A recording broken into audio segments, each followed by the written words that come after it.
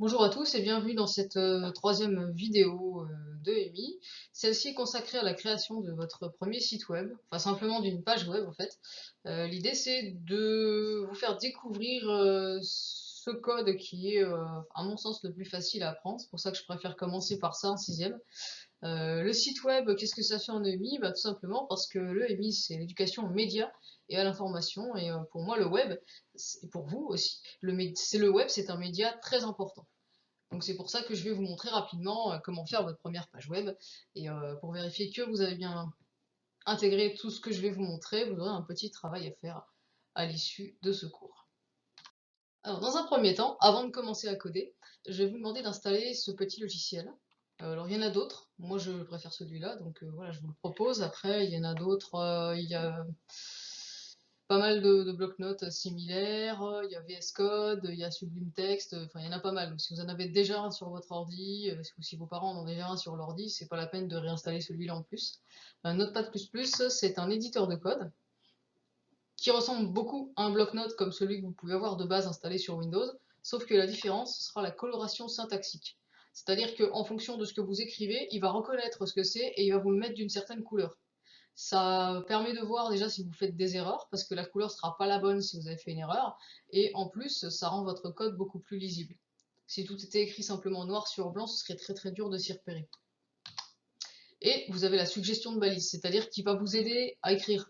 Si vous commencez quelque chose, il va vous proposer différentes choses, différentes balises, différents éléments que vous pouvez insérer à partir de ce que vous avez commencé à écrire. Il est gratuit et libre, donc si vous tombez sur un site qui vous demande de payer, d'acheter quelque chose, c'est que c'est pas le bon. Je vais vous montrer juste après la marche à suivre, c'est vraiment pas très compliqué. Gratuit et libre, donc rien à payer. Ça s'installe en 2 minutes, c'est un tout petit truc tout léger qui va très vite à télécharger.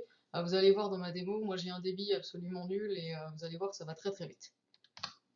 Voilà, ça c'est le petit logo de Notepad, en plus c'est rigolo, j'adore le logo. Alors, je vous montre comment on installe Notepad.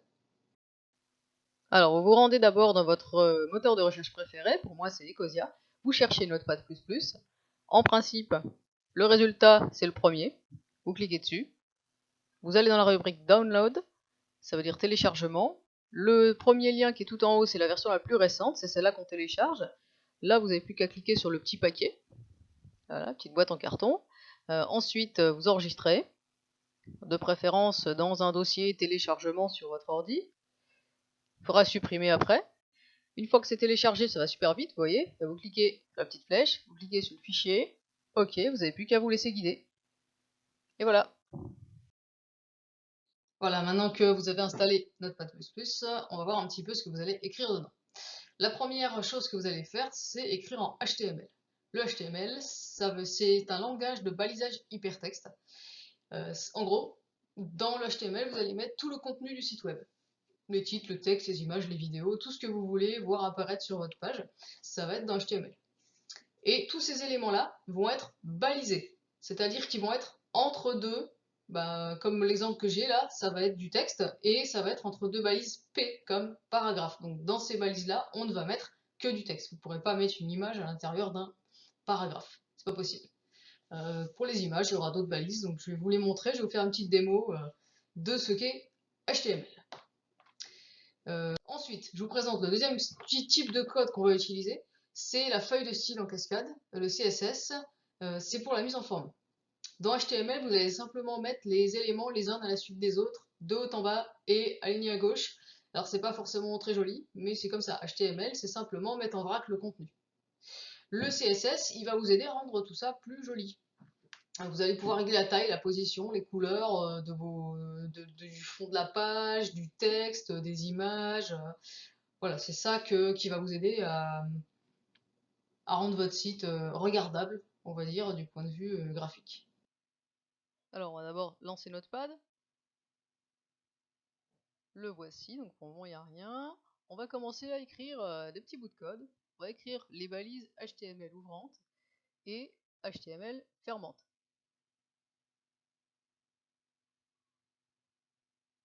On va dire à Notepad qu'on écrit en langage HTML. Voilà, là il a reconnu, il nous les a mises en bleu. On a deux grandes parties sur une page web. La partie head, donc qui veut dire la tête en anglais, la partie body, qui veut dire le corps. Voilà, on les ouvre et on les ferme. Ensuite, on va déjà enregistrer un coup ce qu'on vient de faire, parce que c'est important le nommage de ce fichier.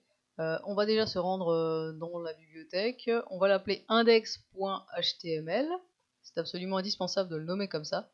On va se mettre dans Documents, on va créer un petit dossier pour notre site, donc on va dans Documents, voilà, nouveau dossier. Donc mon super site web va avoir son propre dossier, c'est magnifique. On rentre dans ce dossier là, on crée donc notre index, mais avant on va aussi faire un dossier image dans lequel on mettra, comme vous l'avez deviné, toutes les images. Voilà, on fait save, c'est parti. Alors dans notre page web, il n'y a pas que des petites parties vides comme ça. Dans Aide, il y a toutes les informations sur le site. Pas les choses qu'on va voir sur la page, mais tout ce qu'on appelle les métadonnées, c'est-à-dire les données sur la page. On va commencer par la métadonnée title, donc c'est le titre. À l'intérieur de ça, on va mettre le titre de notre site, hein, tout simplement. Ça ne va pas s'afficher sur la page, ça va s'afficher dans le petit onglet dans le navigateur. Ensuite, autre élément important dont on va se servir lors de ce cours, à la suite de ça. Alors je lance index aussi dans le navigateur pour que vous voyez à quoi ça ressemble. Voilà, on range nos fenêtres une à gauche, une à droite. Voilà, donc pour moi il n'y a rien, vous avez simplement le titre qui apparaît dans l'onglet. Voilà. Ensuite, deuxième élément, le lien vers la page CSS, c'est très important, tout simplement parce que sans ce lien-là, on peut créer la page CSS, mais la mise en page ne se fera pas parce que les documents ne sont pas au courant qu'ils sont reliés entre eux. Donc style sheet, hein, CSS, on met le lien même si on n'a pas encore créé la page CSS, comme ça c'est fait, on l'appelle style.css, et voilà. On va passer au contenu, donc là c'est ce qu'on va voir sur votre page. On va créer déjà le titre, donc H1, pour mettre le titre de votre site. H1, ça correspond, voilà, si j'ouvre Word, voilà, vous avez les titres 1, titre 2, titre 3, bah, tout ça c'est ce qu'on appelle H en HTML. H1, 2, 3, 4, 5, 6, ça va jusque 6. Donc là on va juste utiliser H1 et puis un peu H2, hein, dans cette page là, c'est pas la peine d'aller de descendre jusque 6. Donc voilà, votre site, on enregistre, on actualise dans le navigateur et on s'aperçoit que, oh, un titre vient d'apparaître. On peut aussi mettre du texte normal, donc on met P pour paragraphe, on écrit du texte à l'intérieur, le voici. Donc pour le moment il n'y a pas grand chose, hein. Voilà, nous avons un texte, nous avons un petit paragraphe. On va mettre une image parce que c'est un petit peu joli, un texte avec une image. Vous voyez que j'enregistre et j'actualise à chaque fois. Pour mettre une image, déjà on va avoir besoin d'une image. Donc on va aller chercher une super image vachement intéressante sur internet. Image drôle, non, ce serait peut-être vachement plus drôle avec des chats d'ailleurs. Oui, hein, je vais faire ça. Je vais faire image drôle chat. Ah, c'est mieux. Alors, j'ai l'embarras du choix. Oh, il y en a des moches par contre. C'est pas. Voilà, tiens, je vais prendre celle-là, elle est super mignonne. Donc je clique dessus, clic droit, enregistrer image. Je vais mettre ça dans mon dossier image tout en la nommant chat. Parce que c'est bien que le nom de l'image soit un mot-clé qui veut dire quelque chose. Voilà, je l'enregistre et maintenant je peux aller la mettre sur ma page web. Vous allez voir, ça marche super bien. On fait IMG comme balise. Donc IMG, abréviation d'image. SRC, ça veut dire qu'on va mettre un lien. Entre guillemets, on met image, donc dossier image, slash, le nom de mon image, .jpg, on ferme la balise. On enregistre, on retourne sur la page, on actualise. Oh, un chat sur ma page web! Étape suivante, on peut remettre du texte. Alors ça, les paragraphes, c'est à volonté, hein. Vous les ouvrez, vous les fermez. Dès que vous fermez un paragraphe, ça veut dire que vous allez faire un petit retour à la ligne. Oh, qu'est-ce qu'il est beau, mon chat! Hein, vous êtes d'accord, il est super beau, ce chat. Pour rester dans les chats, si on mettait une vidéo, c'est très facile aussi. En fait, vous n'avez même pas à coder pour mettre une vidéo. Vous allez simplement sur votre site préféré. Alors bon, moi, comme vous, je suppose que c'est YouTube, hein.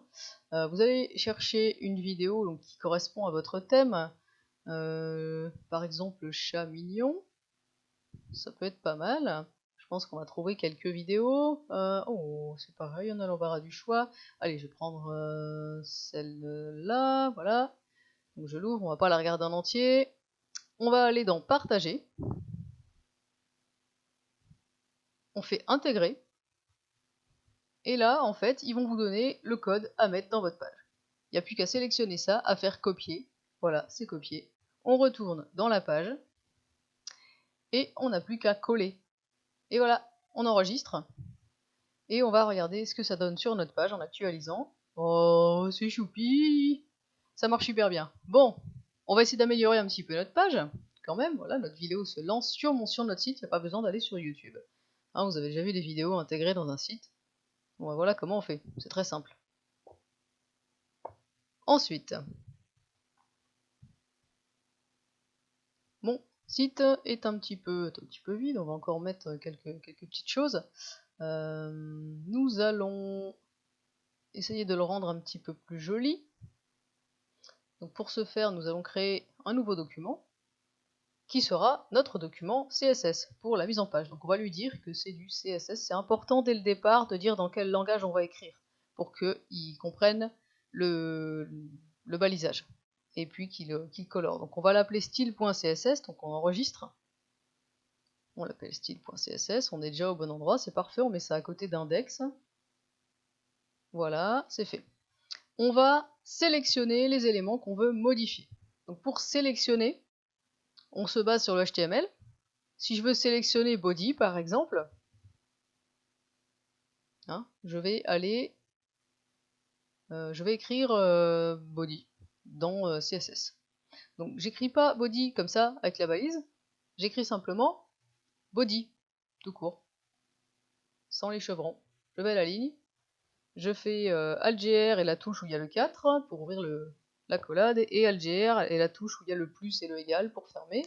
Et entre les deux, je vais écrire, donc je vais sélectionner un élément que je veux modifier dans body. Donc par exemple, la marge à gauche, parce que j'aime pas que ce soit tout collé à gauche, c'est pas beau. Donc je vais modifier margin left, qui est la propriété, et je vais lui mettre 5%, c'est sa valeur. Voilà, donc ça m'a mis une petite marge à gauche, c'est plus joli. Marge à gauche, ça veut dire que ça va aussi me décaler à droite. Donc il faut aussi que je détermine la largeur de ma page pour que ça déborde pas et que les gens n'aient pas à défiler. Donc je vais définir une largeur, width, de 90%. Parce qu'on aura du coup 5 à gauche et 5 à droite, ça nous fera 100%. Donc là on voit pas la différence, mais si on avait du texte un peu plus long, ça se verrait. Autre propriété qu'on va pouvoir modifier, que vous pourrez modifier sur votre page, ça va être par exemple la police. Moi j'aime pas le Times New Roman là qu'ils ont mis. Je veux une police plus simple, genre Arial. Donc je mets font family, donc famille de police, Arial. J'enregistre, j'actualise. Voilà, ça m'a changé la police. Vous avez vu la différence? Ensuite, autre propriété sympa qu'il s'agit de modifier. Je trouve que ça manque un petit peu de couleur. Donc on va changer la couleur de fond background, le fond, color, la couleur. Pour ce faire, les couleurs se codent avec un dièse et 6 caractères, donc des lettres de A à F et des chiffres. Donc je mets au pif. En général, quand je mets au pif, c'est pas très beau. Voilà. Non, j'ai fait une boulette, j'ai mis 7 caractères, il faut que j'en enlève un. Voilà, qu'est-ce que ça va donner cette couleur? Oh, c'est rose! Ah ouais, ça va super bien avec mes chats. Ah, j'ai eu du vol. Bon, voilà, donc on a fait un petit peu de mise en page de body, on va faire un petit peu de modif de H1, donc le titre principal, là vous avez marqué mon titre. Je vais changer quoi? Qu'est-ce qu'on fait un titre en général? Eh ben, on va pouvoir, par exemple, le centrer, ou le changer de couleur. Donc je vais essayer de refaire une autre couleur. Voilà, j'ai encore tapé, voilà, ça fait 6 caractères. Qu'est-ce que ça donne? Ah oui, ben c'est pas très lisible, hein, c'est une espèce de rouge. On va changer, on va mettre un truc plus foncé. Le F c'est clair et le 0 c'est foncé en fait. Voilà, donc là ça ressort mieux. Donc on va pouvoir aussi, ce qu'on fait souvent pour un titre, donc je disais c'est le centré, donc texte aligne, center. Donc alignement du texte, centré. Vous voyez, c'est de l'anglais, mais c'est pas hyper complexe. Donc ça équivaut dans Word à, voilà, vous écrivez votre titre et à cliquer sur le petit bouton centré. C'est la même chose. Ça vous donne le même résultat. Donc on va actualiser.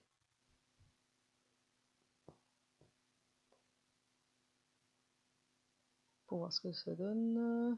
Donc qu'est-ce que je peux changer d'autre? Ah, on va faire des sous-titres. Donc je vais faire des H2, hein, parce qu'on fait une page, mais elle peut être longue, on va faire des catégories pour bien expliquer aux gens, voilà, là t'es dans telle partie, donc là c'est une partie sur les images, on va mettre des images de chat, ça va être super, et la deuxième partie, on va mettre des vidéos. Hop, voilà, les vidéos, et on enregistre bien sûr, donc pour le moment, voilà, ça nous a fait des titres, vous voyez, c'est un peu plus petit que le titre principal. On va aussi modifier ces titres-là. Donc vous voyez, dès qu'on met un petit peu de couleur, ça change tout à fait la tête de la page web, hein. Rien que ça, c'est pas compliqué à faire, mais ça ressemble déjà un peu plus à quelque chose. Donc on va changer H2. Alors notre petit H2, on va lui changer sa couleur pour qu'il ressorte mieux, parce que là il est en noir comme le reste du texte. Donc color... quelle couleur on va bien pouvoir mettre? Oh là là, j'hésite. On va mettre une couleur, tiens, on va écrire green, donc ça veut dire vert. Vous pouvez aussi écrire des couleurs comme ça, sauf que vous avez, je crois, 6 couleurs en tout, hein. Vous avez green, red, white, voilà, vous avez un choix limité, alors qu'avec les codes, vous avez beaucoup plus de choix, vous avez toute une palette de couleurs. Je vais vous montrer juste après comment on crée des couleurs. Voilà, oui, j'avais oublié 2-3 petits trucs. Voilà, pour fermer les balises, il faut bien mettre un slash à la fin. Donc quand vous cliquez comme ça, que vous voyez que les deux balises sont surlignées, c'est que c'est bon. Une image, ça n'a pas de balise fermante, ça s'ouvre et ça se ferme dans la même balise, ainsi que le lien vers le style sheet. Voilà. C'est comme ça qu'on vérifie que c'est bien fait, on enregistre. Voilà, donc vous avez fait votre première page web, c'est pas mal. Maintenant, ça va être un petit détail là que je vais vous montrer, vous allez aller sur un site, je vous remettrai le lien sur École Directe, hein, qui s'appelle Adobe Color. Et Adobe, ils sont sympas, des fois ils font quand même des trucs gratuits, hein. Ils vous proposent cette page où vous avez la roue des couleurs qu'ils appellent ça. Donc vous avez qu'à bouger les petits curseurs là, et ça vous montre le code des couleurs qui sont sélectionnées. Super, quand vous allez trouver la couleur de vos rêves, et ben vous n'avez plus qu'à copier ce code là et à le mettre dans votre page. Activité à faire. Maintenant que vous avez tout compris, donc si vous n'avez pas tout compris, je vous invite à regarder à nouveau la vidéo que vous venez de voir. C'est à volonté. Je vous mettrai aussi sur École Directe toute une liste de liens vers des sites qui vous proposent des bouts de code ou des petits tutoriels, hein. Moi, c'était simplement un cours rapide de EMI. Donc l'activité que je vous demanderai de faire, ce sera de créer une petite page HTML, que vous appellerez index.html, comme je vous l'ai montré dans l'exemple, de créer et de lier une feuille CSS, que vous appellerez style.css, comme dans l'exemple. Pour le moment, vous faites comme moi, exactement comme ce que je vous ai montré. Donc vous pouvez même reprendre ma vidéo, la regarder en même temps que vous écrivez. Dans la page HTML, donc petite checklist de ce que je voudrais que vous fassiez. Déjà, je veux au moins 3 paragraphes de texte. Je veux un texte qui soit écrit par vous, pas un texte qui soit écrit par un autre site web ou par Wikipédia, même si c'est très bien Wikipédia. Je ne vous demande pas de le recopier, je vous demande de créer quelque chose sur un sujet qui vous passionne. Ça peut être un sport, ça peut être une musique, ça peut être un jeu vidéo, ça peut être ce que vous voulez, ça peut être votre chien, je m'en fiche. Voilà, n'importe quoi, du moment que vous avez quand même quelque chose à raconter dessus.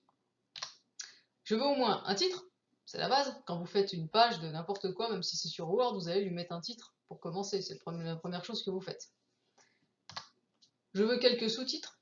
Ce ne sera pas juste un titre et je balance tout en vrac, je veux que ce soit un petit peu rangé. Une image, pour illustrer un petit peu votre site, s'il n'y a que du texte, ça va être un petit peu tristouné. Et une vidéo intégrée depuis YouTube. Voilà, je veux voir si vous avez bien compris la manip pour intégrer une vidéo. En principe, c'est pas très dur, mais voilà, donc je veux qu'il y ait au moins une vidéo sur votre page.